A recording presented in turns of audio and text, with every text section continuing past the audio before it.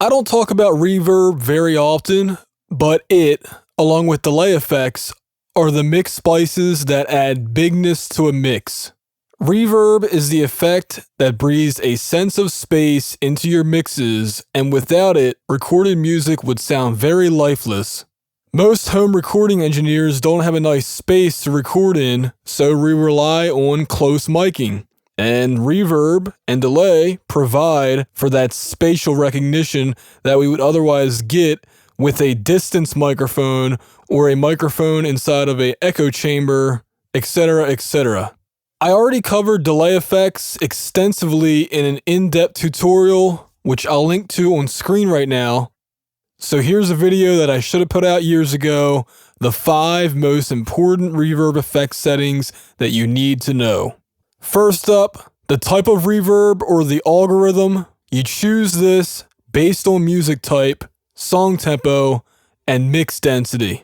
The most common reverb types are as follows. Rooms. This refers to smaller spaces, which include rooms that you would find in a house or recording studios.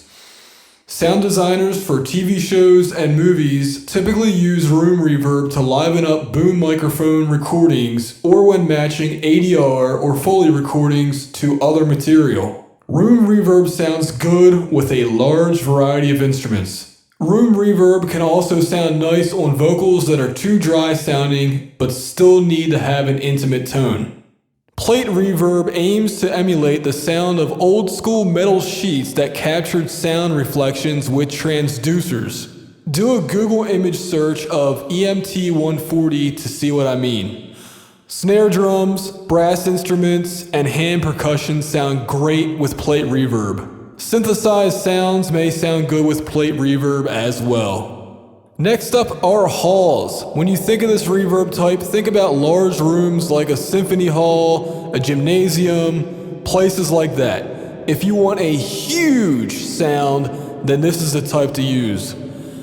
Obviously, orchestral instruments sound good with this type of reverb, but be very careful about having too much or your mix will be clouded up. Chamber reverb has a smaller sound than halls. If you ever heard the term chamber orchestra, that's where it comes from. Percussion instruments sound good with chamber reverb. Engineers used to record in places like stairwells and hallways to create interesting reverb sounds, and you can kind of get that with a chamber reverb. In fact, Capitol Records, that big building on Vine Street, they have in their basement several chamber reverbs, and nobody has duplicated it yet. No one's been able to run an impulse response.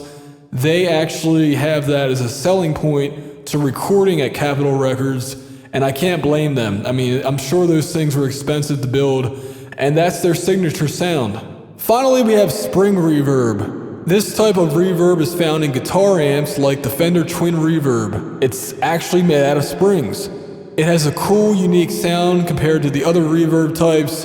It's not exactly natural, but it does work well with electric guitar to spice things up. It actually works okay with vocals and woodwind instruments as well.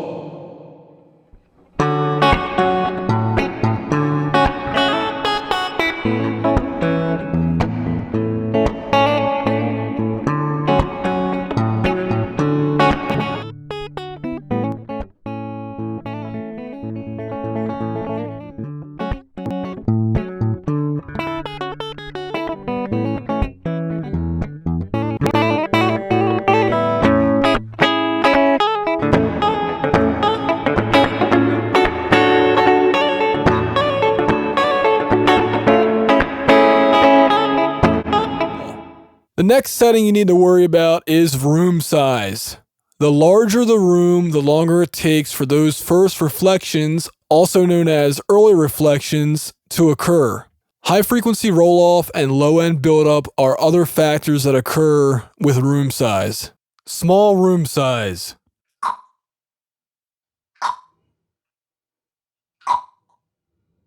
Medium room size.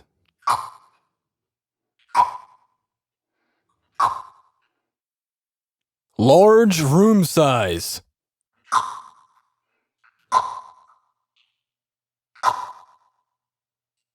You'll need to experiment with this setting because every instrument and song has different requirements. Every musician and engineer also has different taste.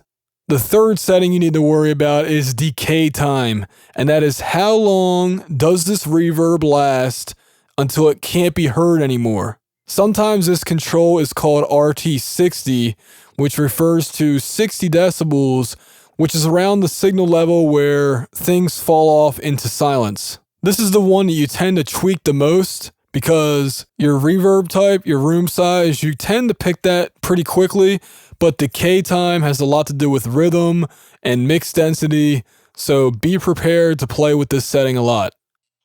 Half-second decay time.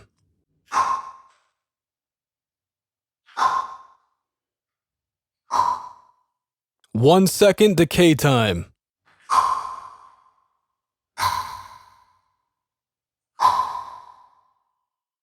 Two seconds decay time.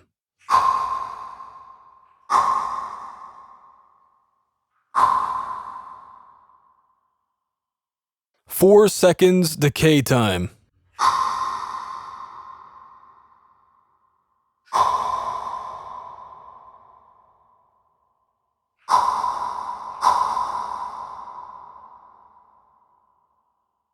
The fourth setting, which not every reverb has, but shame on them if they don't, pre-delay. This setting delays the time before reverb starts. This allows more of the dry, unaltered signal to come through. Pre-delay is especially important with vocals. It allows you to have a reverb sound, but also keep the clarity of your vocal track while adding depth. Just be very cautious and don't set it too high, otherwise it's going to sound weird. Unless, of course, weird is what you're going for. Pre-delay, 0 milliseconds. Pre-delay, 20 milliseconds. Pre-delay, 50 milliseconds. Pre-delay, 80 milliseconds. Pre-delay, 200 milliseconds. Pre-delay, 500 milliseconds. Pre-delay, 1000 milliseconds. Pre-delay, 0 milliseconds. Pre-delay, 80 milliseconds. If you use the same reverb type or settings on multiple instruments, try using different pre-delay settings to basically put it in a virtual room and things will poke out a little bit more. Trust me on this one. It's actually a tip I learned pretty recently. I haven't tried it out on a mix yet, but it makes sense to me. Finally, the fifth setting that you need to worry about, and that is the wet-dry knob. All the way wet, and you have 100% reverb. All the way dry, and you've bypassed the reverb. Wet setting at 100%. Wet setting at 75%. Wet setting at 50%. Wet setting at 25%. Wet setting at 10%. Wet setting at 0%. Wet setting at 100%. Now, normally I have my reverb on a send channel, so it's all the way to 100% wet, and then I blend the mix by adjusting the fader. But the one area that I do use the wet-dry knob on is during mastering or on the mix bus. I tend to add 10 to 20% on wet. Reverb glue is what I call it. And that allows all the mix elements to come together, sound like it's in the same room.